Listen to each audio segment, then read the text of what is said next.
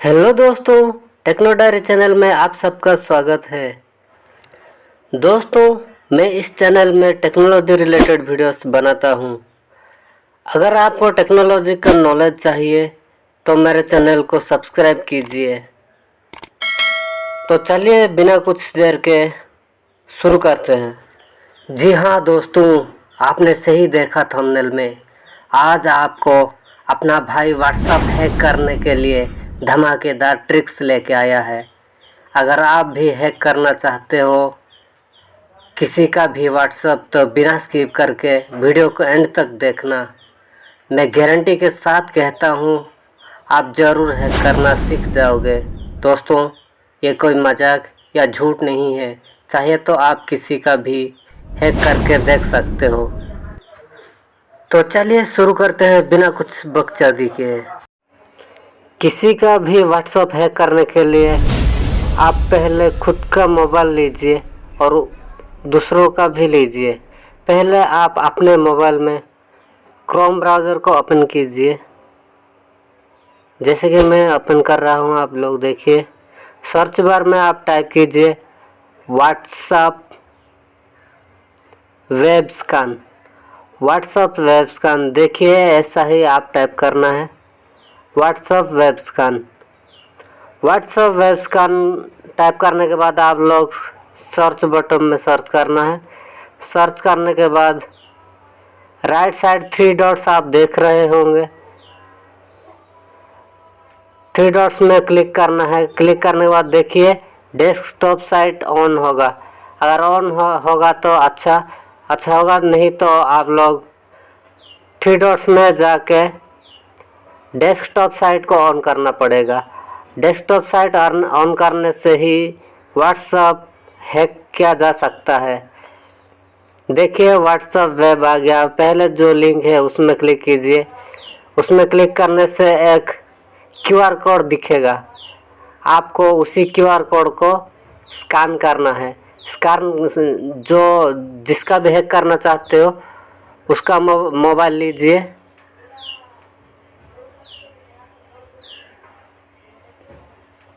देखिए फ्रेंड्स, इसी QR code को स्कैन करने से किसी का भी व्हाट्सएप हैक हो सकता है।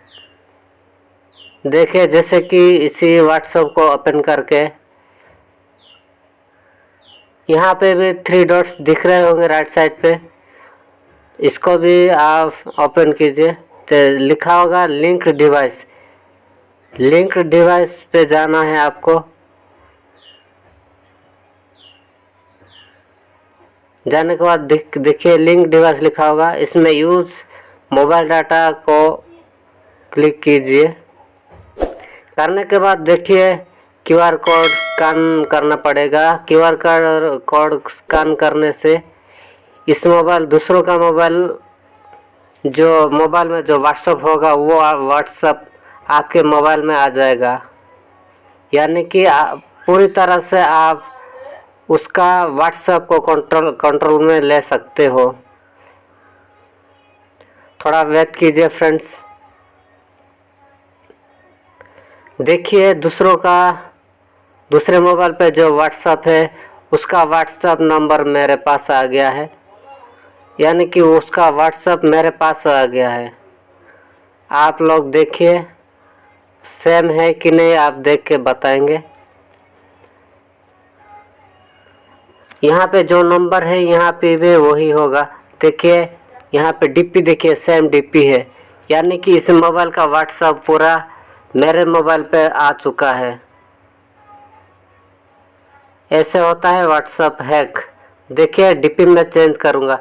यहाँ पे अगर मैं मेरे मोबाइल पे डीपी चेंज करूँगा तो वो दूसरे मोबाइल पे भी डीपी चेंज हो जाएगा, क्योंकि ये पूरी तरह से हैक हो चुका है। आप चाहें तो इसको अपनी तरफ से अपने मर्जी से आप यूज में ले सकते हो। अगर उसको हैरान करना चाहते हो तो भी हैरान कर सकते हो, लेकिन ऐसा करने से अगर कुछ गलत हो गया, पुलिस में इंफॉर्मेशन चला गया, तो आपको साइबर सिक्योरिटी या साइबर क्राइम में जेल जाना पड़ेगा। तो ऐसा कुछ गलत काम मत करना। देखिए फ्रेंड्स, डीपी मैं अपनी मोबाइल में चेंज किया, वो भी दूसरे मोबाइल के व्हाट्सएप पे भी चेंज हो गया। ऐसे ही अगर आप लोग देखेंगे तो कॉन्टैक्ट्स को देखिए फ्रेंड्स, मेरे मोबाइल में जो कॉन्टैक्ट्स है वो दूसरे मोबाइल पे भी है। देखिए पहले राज है, यहाँ पे भी राज लिखा होगा।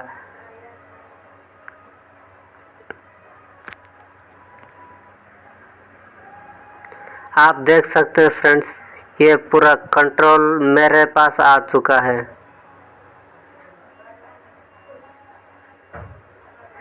अगर मैं अपनी मोबाइल से राज को, अगर राज हो या जो किसी को भी मैं मैसेज करना चाहता हूँ तो गलत सलत मैसेज भी मैं कर सकता हूँ। ये मेरे नाम पे नहीं जाएगा, वो उसके नाम पे जाएगा। जैसे कि मैं अगर राज पे जाके मैसेज करूँगा तो ये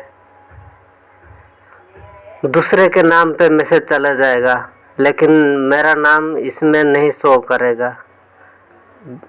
देखिए जैसे कि मैं अभी राज को हाय सेंड करूँगा, हाय सेंड करने से यहाँ भी दिखाई देगा फ्रेंड, दूसरे मोबाइल में दिखाई देगा हाय सेंड हुआ है। यानी कि ये मैं नहीं, वो खुद जिसका व्हाट्सएप हैक हुआ है वो सेंड करने जैसे ही होगा। देखिए चला गया है, दिलू मैसेज किया है, यानी कि ये मैं नहीं और दूसरा आदमी मैसेज किया है।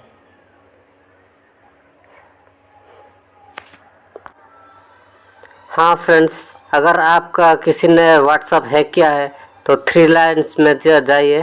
3 लाइन्स में जाने के बाद लिंक डिवाइस होगा, लिंक डिवाइस के नीचे देखिए क्रोम ब्राउज़र का सिंबल है, उसके गूगल क्रोम पे एक्टिव लिखा होगा, उसको लॉग आउट करने के लिए उस पर टच करके लॉग आउट लिखा है रेड में, उसको टच करने से आपका व्हाट्सएप हैक हुआ होगा तो भी वो लॉग आउट हो जाएगा। देखिए ऐसे लॉग आउट होता है।